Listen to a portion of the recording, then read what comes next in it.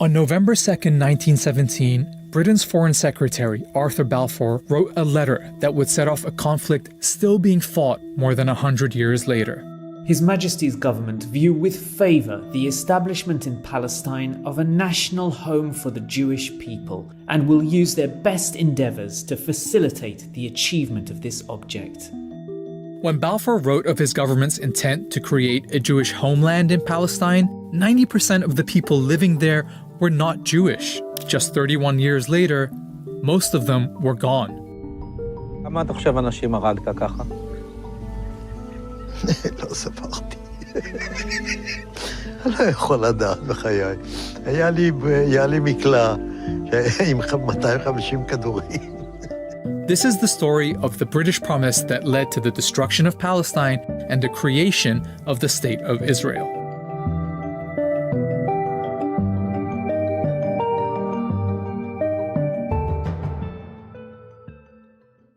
Let's start with the obvious question.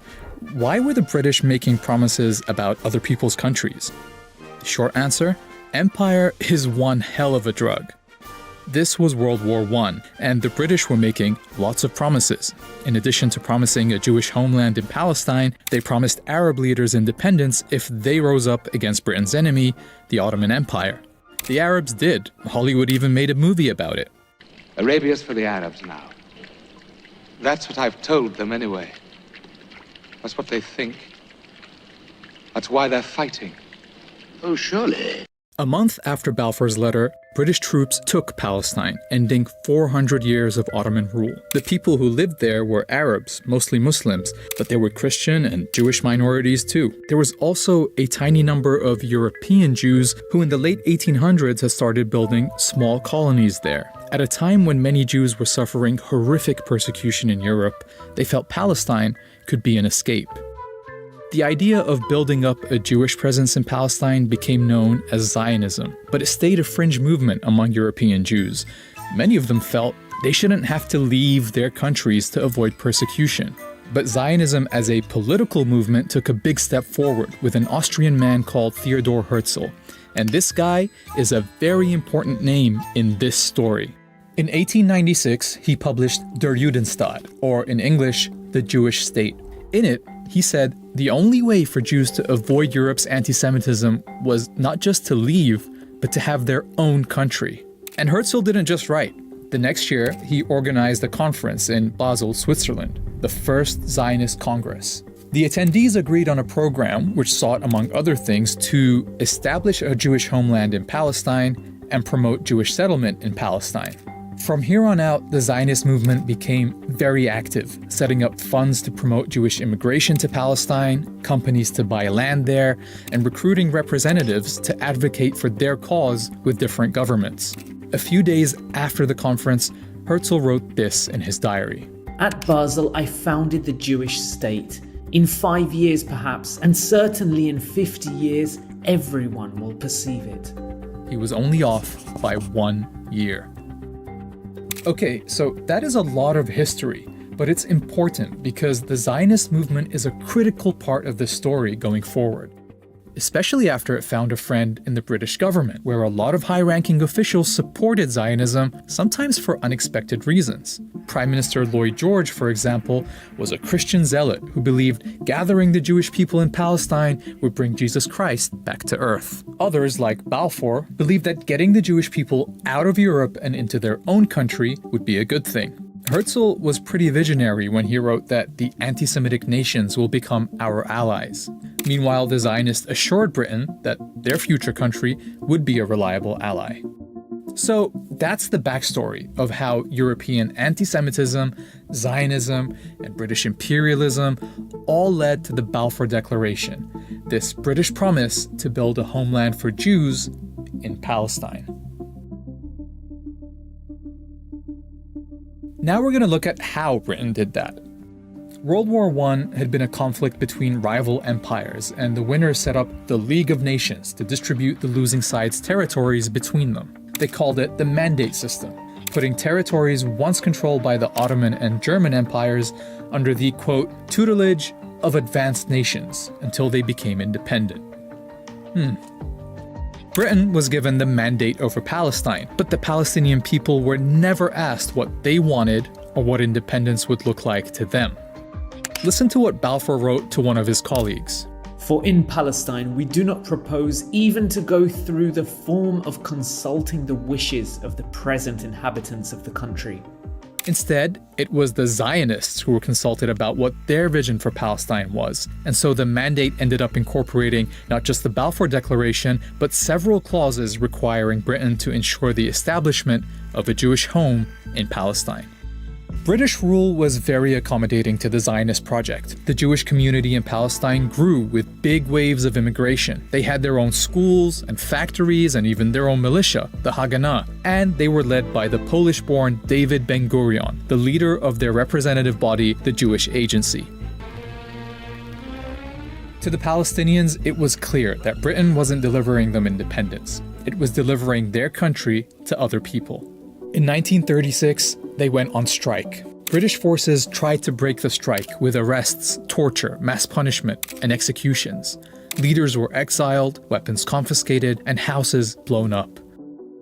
Palestinian fighters attacked British and Jewish targets, while British and Haganah forces would carry out joint raids on Palestinian villages. Something had to change. The British government sent a commission called the Peel Commission to figure it out, but their proposed solution was typical. Just draw another British line on the map, divide the country, give this part to the Jews and this part to the Palestinians, and make that part of Transjordan next door. Oh, and because the Palestinians were a majority in the country, 250,000 of them would have to be removed by force to make the Jewish state viable. Remember, these were the proposals that were meant to calm things down. Spoiler, they didn't. Instead, the revolt continued until 1939, by which time about 10% of Palestine's adult male population had either been killed, injured, arrested, or exiled. The British government really needed a solution. So, here comes another report. The Commission is studying the 20-year-old Jewish settlements in British-mandated Palestine. The 1939 White Paper created a conflict between the British and the Zionists for the first time, because it rejected partition and said the solution was for Palestine to gain independence within 10 years, with everyone living there sharing it together. Crucially, it also imposed severe limits on Jewish land purchases and immigration. To the Zionists, this felt like a betrayal. In response, some set off bombs across the country, killing dozens of Palestinians. But soon, everyone was distracted by something much bigger. More than 60 million people were killed in World War II, including 6 million Jews murdered in Nazi death camps. Jewish survivors fled Europe, with a large number of them trying to find safety in Palestine despite the British limit on Jewish immigration. This set off a more direct confrontation between the Zionists and the British, with Palestinians often targeted as well. The Zionists knew two things. Militarily, they were stronger than the Palestinians, and Britain was exhausted by World War II, so it wouldn't have the stomach to keep fighting in Palestine. They were right. In 1947, after 30 years of occupation, Britain announced it was quitting Palestine and asked the newly formed United Nations to clean up its mess. Alright, 1947 and 1948 are the most pivotal years in this story, so let's take a look at how things are lining up. During British rule, Jews had gone from 10% to 30% of the population, and owned about 6% of the land.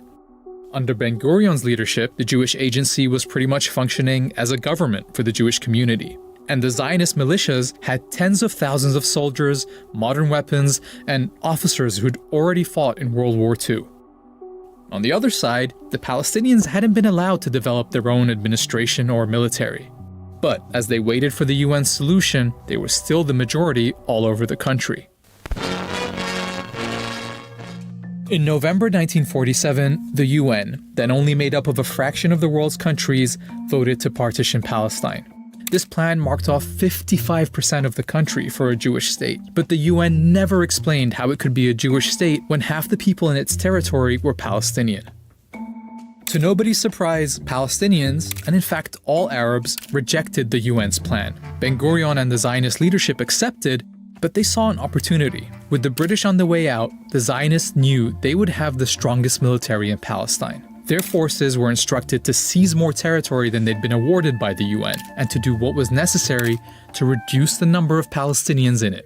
In cities like Haifa, the militia set off car bombs in Palestinian neighborhoods. They attacked villages and forced residents out. Haganah troops have driven the Arabs out of the beleaguered city, taking many prisoners. After inspecting parts of western Jerusalem that had been emptied of Palestinians, Ben-Gurion said, "In many Arab neighborhoods in the West, you do not see even one Arab. If we persist, it is quite possible that in the next 6 or 8 months there will be considerable changes in the country, and to our advantage." One of the events that helped speed up these changes took place on April 9th, 1948, when the village of Deir Yassin was attacked. A British government report to the United Nations describes the scene. 250 people were killed in circumstances of great savagery. Women and children were stripped, lined up, photographed, and then slaughtered by automatic firing. The story of what happened at Deir Yassin set off panic all over the country. As news spread, people fled, fearing they would be next. Historians have recorded dozens of similar massacres during this period.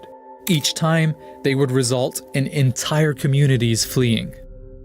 תמיד הייתה הוראה, והייתה הוראה של בן גוריון, לגרש את האנשים משם. כבשנו את המקום, טרקטורים חרשו את המקום. חרשו. לא נשאר זכר של כפר. למה? לא רצו שתהיה, לא חזרה ולא זכר של המקום. By the time Britain ended its mandate on May 15, 1948, 250,000 Palestinians had fled. The night before, David Ben-Gurion announced the founding of the State of Israel, with himself as its first prime minister. He was standing under a giant portrait of Herzl, 51 years after Herzl had predicted this very moment. The Zionist militias came together as the newly formed Israel Defense Forces, but the fighting wasn't over. With the British out of the way, soldiers from several Arab countries entered Palestine. But the Israeli army was better equipped, better organized, and unlike the Arab armies, had a unified command and backing from several European countries. Israeli forces pushed into places that the UN had assigned to the Palestinian state, like the towns of Lidda and Ramle. 50,000 people were forced to flee from there, many on foot, in what became known as the Lidda Death March. After being emptied, the towns were given Hebrew names, Lod and Ramla. Like in many other emptied towns, the buildings and homes were taken over by the new Israeli state and given to Jews. By the time the UN secured an armistice, 3/4 of the Palestinian people had become refugees.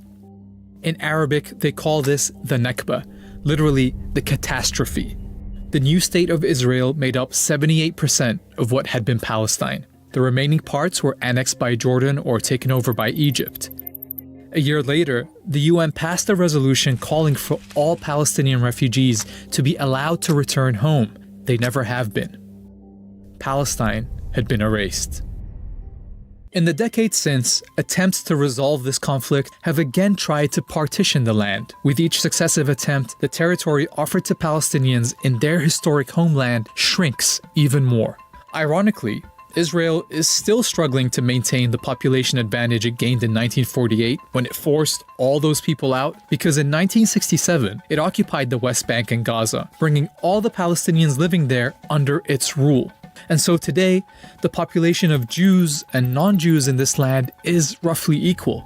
But those living under occupation have no rights, no citizenship, and no prospect of independence. The Nakba-era tactics of settlement, home demolitions, and expulsion are still used against them. Nakba, Nakba, no! We want Nakba, Nakba, no! Israel has taken the land but wants nothing to do with the millions under its rule. International, Israeli, and Palestinian human rights groups say this system is a form of apartheid. To see if that's an accurate description of Israel more than 100 years after Balfour's promise, watch this video here.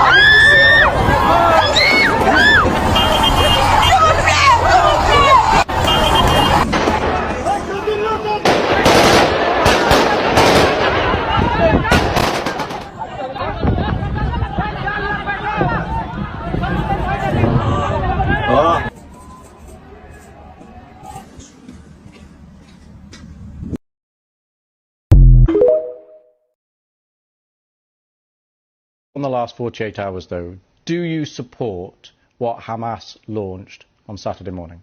Well, this is not the right question, Louis. Really, the right it's question. It's an important question. No, it is not an important question because whether you support their action or not is an important question. No. It is not an important question. Hamas is a group, is a militant group. You're talking with the Palestinian representative. Our position is very well known and clear. And what is that? Do you support Hamas's actions? And then you cannot equate. This is not about support or not support. I am here to represent my people, the Palestinian people, what they are going through. I'm not here to condemn anybody.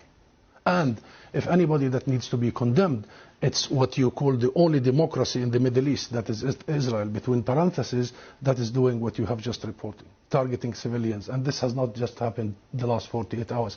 Hamas was just targeting Palestinians, but you won't condemn that. I'll tell you one thing. Hamas is not the Palestinian government, okay? The Israeli government is giving orders for its organized army. So please don't draw any symmetry here. Don't equate. There is no way you can draw any symmetry. And don't equate between the occupied and the occupier. This doesn't serve justice to understand for your audience and viewers the real situation. Since Israel's establishment, it has had one military doctrine.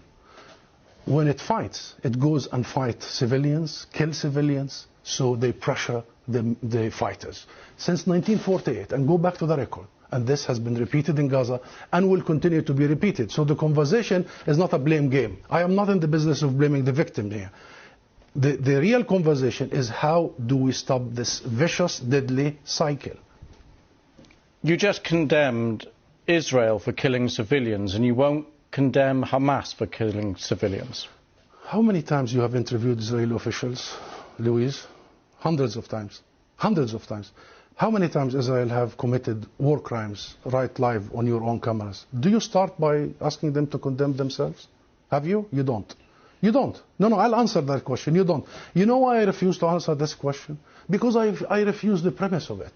Because at the very heart of it is misrepresentation of the whole thing. Because it's the Palestinians that are always expected to condemn themselves. I mean, come on, this is a political conflict. We have been denied our rights for a long time. So this is the wrong starting point. The right starting point is to focus on the root causes, is to try and get out of this extreme dark tunnel, as opposed to this business by BBC and the mainstream media for 75 years. You bring us here whenever there are Israelis who are killed. Did you bring me here when many Palestinians in the West Bank, more than 200 over the last few months? Do you invite me when there is such Israeli provocations in Jerusalem and elsewhere? Because what Israelis have seen, which we started by saying tragic, the last 48 hours, the Palestinians see every day for the last 50 years. You know the situation in Gaza, you've just described it. This is the biggest open-air prison. Those people, 2 million, have been taken hostage by Israel for the last 16 years. So I'm saying this just to say, Louise, perhaps this is about time we abandon this rhetoric, very dangerous, this framework, and we start giving people the real ugly truth sometimes. What is the solution in your eyes? International law. That's it. What does that mean?